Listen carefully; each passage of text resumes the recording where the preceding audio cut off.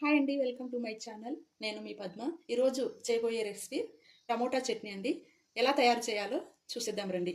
ముందుగా కొన్ని పచ్చిమిర్చి తీసుకున్నాను. టమోటాలండి, టమోటాలు ఈ సైజు టమోటాలు 9 తీసుకున్నాను. వెల్లుల్లి, కొత్తిమీర. తర్వాత చిన్న ముక్కలుగా చేసుకోవాలండి. పచ్చిమిరపకాయలు ఇలా చూపిస్తున్న విధంగా చిన్నగా కట్ చేసుకోవాలి. ఇలా ముందుగా స్టవ్ వెలిగించుకొని కడాయి పెట్టుకొని తగినంత ఆయిల్ వేసుకోవాలి.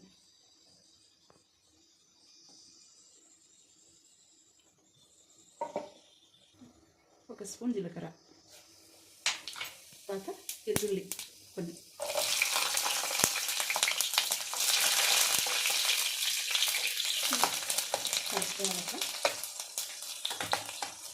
కొన్ని పచ్చిమిర్చి కట్ చేసుకున్న కొన్ని పచ్చిమిర్చి ఇందులో వేసుకోవాలండి.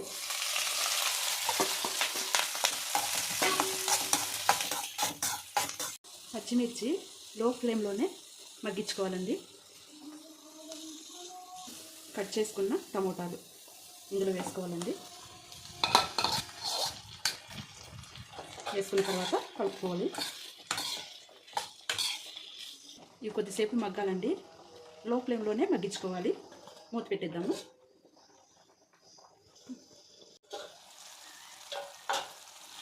కలుపుకోవాలండి. కలుపుకున్న తర్వాత కొద్దిగా సాల్ట్ వేసుకోవాలి. చూసుకొని వేసుకోండి సాల్ట్. తర్వాత పసుపు, కొంచెం పసుపు వేసుకున్న తర్వాత కలుపుకోవాలండి.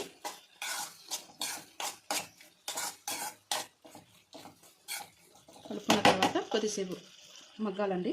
మూత పెట్టేద్దాము. మూత తీసి కొంచెం కొత్తిమీర వేసుకుందాము. వేసుకున్న తర్వాత కలుపుకోవాలండి.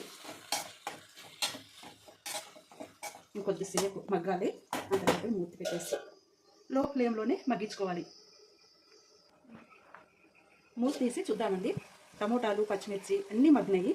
ఇలా మగ్గిన తర్వాత స్టవ్ ఆఫ్ చేసుకొని పప్పు గిత్త ఉంటుంది కదండి, దాంట్లో ఇలా కొంచెం మ్యాష్ చేసుకోవాలి. ఎనుక్కోవాలండి. దీంతో ఎనుక్కుంటే టమోటా చట్నీ చాలా టేస్ట్గా ఉంటుందండి. అన్నంలో అయినా ముద్దులో అయినా చాలా బాగుంటుంది. మా ఇంట్లో వాళ్ళందరూ చాలా ఇష్టపడతారు చట్నీ. అలా పప్పు గిత్తుతో రాముకున్న తర్వాత వేరే బౌల్లో వేసుకుందామండి. వేసుకున్న తర్వాత మళ్ళీ మనము పోపు వేసుకుందాము.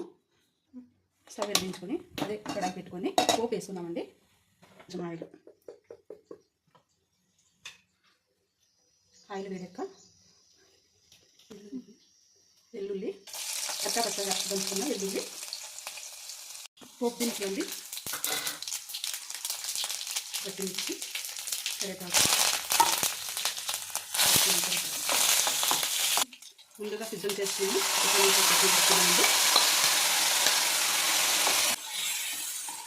ఆయిల్లోనే కొద్దిసేపు కలుపుకోవాలండి. అంతే అండి, టమోటా చట్నీ తయారు చేసే విధానం. మీరు కూడా మీ ఇంట్లో ఇలాగే చేసుకోండి. నా ఛానల్ ఎవరైతే కొత్తగా చూస్తున్నారో ప్లీజ్ లైక్ చేయండి, షేర్ చేయండి, సబ్స్క్రైబ్ చేసుకోండి. Thank you.